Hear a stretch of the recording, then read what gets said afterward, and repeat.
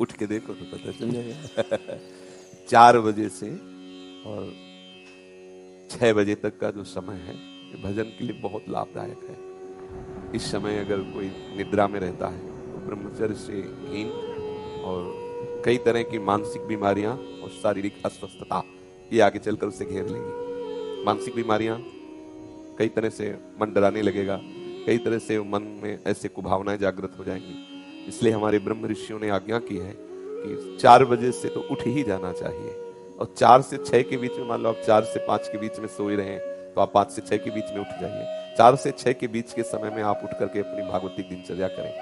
भागवतिक दिनचर्या में जैसे अपने लोग राधा वल्लभी हैं तो प्रातः काल उठ करके अपने गुरुजनों का, रसिकों का सुमिरन करें, गुरु मंत्र का जप करें, फिर स्नान आदि करके श्री जी की मंगला, श्री जी को सुंदर पद सुनाना आदि, या अगर उस समय ऐसी भावना है तो 2 घंटे बैठ करके जप करें।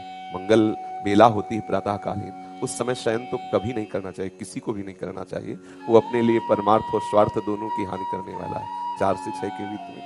महाराज जी, मैं सुबह उठ जाऊंगा, मैंने सोच लिया कि अब मैं ना कल से उठूंगा। अच्छा। तो मैं 1 हफ्ता उठ लूंगा, फिर अच्छा। जैसे मेरे मन के अंदर आएगा ना, नहीं अब मैं ना उठने लग गया, तो फिर अगले दिन है ना वो फिर पूरा ढेर हो जाऊंगा। नहीं, ऐसा नहीं, आपका दृढ़ नियम होना चाहिए। और नए बच्चे हो तो अलार्म वाला सिस्टम रख लो, वो जब बजे तो उठ के बैठ जाओ। इसमें आपको प्रयासरत रहना पड़ेगा, कुछ समय प्रयासरत रहिए, फिर आपका अभ्यास बन जाएगा कि आप उस समय सो ही नहीं सकते।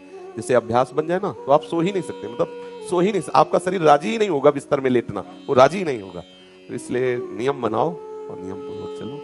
जब आपको लगे कि आज हम नहीं उठ पाए तो उस दिन दंड स्वीकार करो, व्रत रह जाओ कि आज समय से उठे नहीं इसलिए आज भोजन नहीं, उपवास कर लो, ठीक है, तो ठीक हो जाओगे। जिस दिन 4 बजे जो भी आप नियम रखो ये पक्का रखो, और जिस दिन प्रमादवश ना उठो उस दिन बस उपवास कर लो, एक बार थोड़ा फल पा लो, जो कुछ बस रहने दो। तो मनीराम ठीक होने लगेंगे। भैया अगर ऐसा हुआ तो फिर इसलिए वो सोचेगा घंटा भर की बात, जल्दी उठ जाओ तो चक पाले को मिलेगा, ठीक है।